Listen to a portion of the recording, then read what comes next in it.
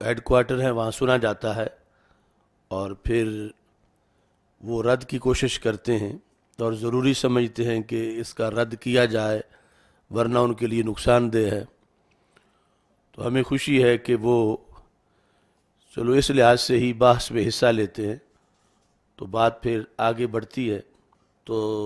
اس موضوع میں اصل ہم جس نظریے کا جواب دینا چاہتے ہیں وہ پیچھے ابن تیمیہ کا نظریہ ہے، ابن عبد الوہاب کا نظریہ ہے، اور پھر انہوں نے جن کو اپنا مجدد بنایا ہوا ہے، محمد بن صالح عثیمین وغیرہ، تو انہوں نے جو عید میلاد النبی صلی اللہ علیہ وسلم کے خلاف لکھا اور اس جشن کو بدعت قرار دیا، تو جن دلائل کی روشنی میں قرار دیا، اصل ان دلائل کو ڈیمیج کرنا مقصد ہے اور ان کا جواب دینا مقصد ہے، اور اس جواب میں ایک بڑا کردار امام بخاری رحمۃ اللہ علیہ کے اپنے معمولات کا ہے۔ اس بنیاد پر پھر یہ بحث ضمناً اس میں آئے گی، اور اس کے جتنے ماخذ ہیں اس گفتگو کے اور دیگر ائمہ اور امام بخاری کا جو طرز عمل ہے وہ درمیان میں بطور حوالہ ذکر کیا جائے گا۔ تو سب سے پہلے اس سلسلہ میں جو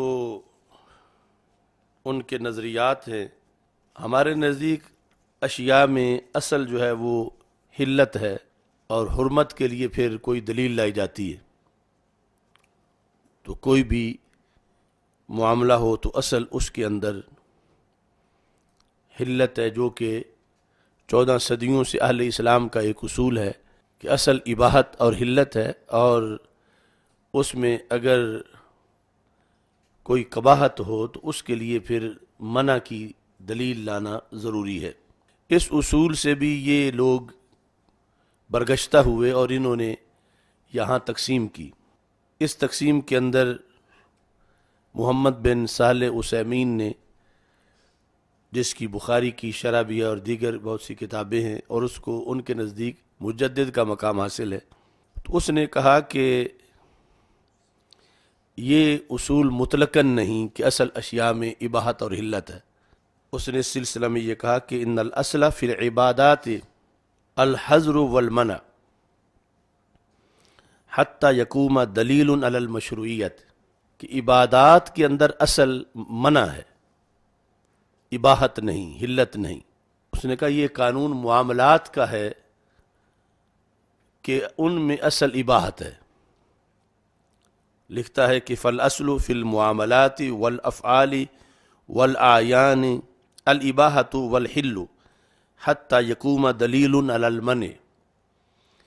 کہ معاملات کے اندر، افعال کے اندر تو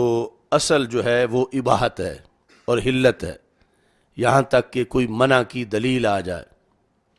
لیکن عبادات میں اصل میں اس کے بقول منع ہے۔ تو کوئی عبادت جو ہے وہ جائز ہی تب ہوگی جب اس کے لیے کوئی حکم آئے گا۔ اپنے طور پر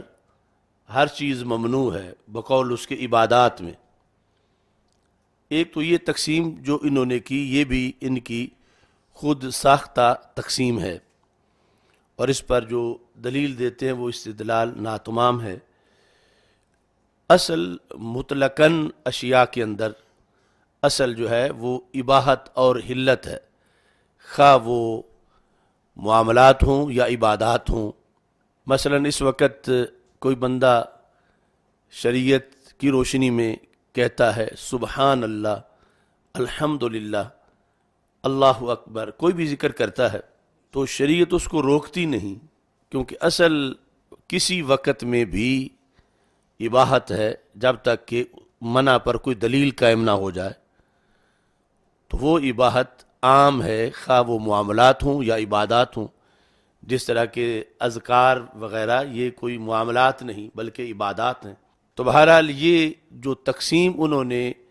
کی اس مسئلہ میں، چونکہ بہت سے مسائل کے اندر اسی اصول پر ہماری دلیل ہے، اور وہ اس کے مقابلے میں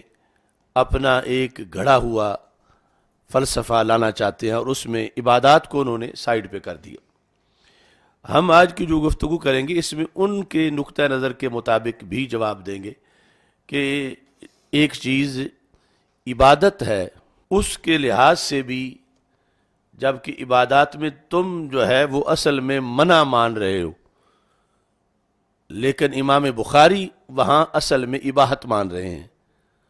اور ایک ایسی عبادت کر رہے ہیں کہ جس عبادت کا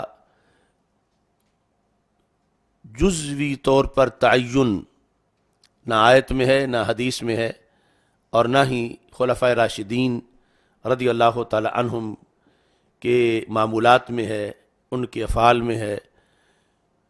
نہ دیگر صحابہ رضی اللہ تعالی عنہم سے ویسے ثابت ہے، اور وہ چیز قطعی طور پر زمرہ عبادت میں ہے، عمل صالح ہے، وہ کوئی گناہ کا کام نہیں بلکہ ثواب کا کام ہے، وہ معاملات میں سے نہیں بلکہ عبادات میں سے ہے۔ تو عبادات میں ہونے کے باوجود تمہارے اصول کے مطابق پھر وہاں امام بخاری جب ایسا ایک کام کر رہے ہیں اور وہ 16 سال تک کرتے رہے ہیں اور مسلسل کرتے رہے ہیں، تو پھر امام بخاری تمہارے اس اصول کے مطابق بدعتی قرار پائیں گے، اور بدعتی کی حدیث جو ہے وہ کسی لحاظ سے بھی معتبر نہیں ہوتی۔ تو امام بخاری سنی ہیں، اور ان کا سنی ہونا اسی اصول کے مطابق ہے جو ہمارے نزدیک ہے، اور اسی اصول پر جیسے امام بخاری کا وہ عمل جو صحیح بخاری کے لکھنے میں ہر حدیث سے پہلے غسل کرنا اور 2 رکعت نفل ادا کرنا، یہ بدعت کے زمرے میں جو بدعت سیئہ ہے نہیں آئے گا، تو اسی اسلوب پر خود میلاد شریف کا تذکرہ مطلقاً وہ تو قرآن و سنت سے ثابت ہے، اگر اس کا جو ہے ایک جائز حدود کے اندر جشن منانے کا طریقہ اور اسے عید کہنے کا جو طریقہ ہے، یہ اسی اصول پر ثابت ہوگا جس اصول پر امام بخاری ایک عمل صالح کا اتنی دیر تک اس کو بجا لاتے رہے، اور اس کے باوجود کہ وہ ان سے بڑے اہل محبت سے ثابت نہیں، جو ان سے کہیں زیادہ بڑے اہل محبت صحابہ کرام رضی اللہ تعالیٰ عنہم ہیں، اور عمل صالح بھی ہے اور عبادات میں بھی ہے۔ تمہارے اصول کے مطابق اگر عبادات میں کوئی ایسی چیز ہو تو اصل منع ہے، جہاں تک کہ کوئی علیحدہ دلیل آ جائے، تو علیحدہ دلیل تو نہ قرآن میں ہے، نہ حدیث میں ہے، اور نہ ہی خلفائے راشدین کا عمل ہے، نہ صحابہ رضی اللہ تعالیٰ عنہ کا عمل ہے۔ اس کے باوجود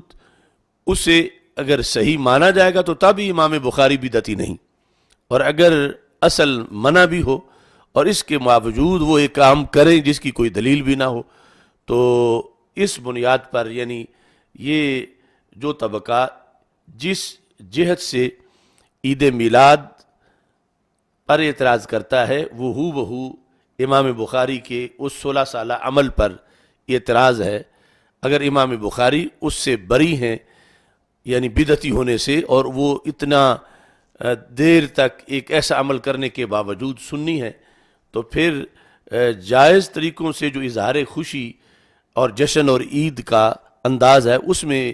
کوئی شخص جو اس کو بجا لاتا ہے تو اس کی بنیاد پر پھر بدعتی قرار نہیں پائے گا بلکہ پھر بھی سنی ہی رہے گا۔ تو اس میں بنیادی طور پر یہ حوالہ جو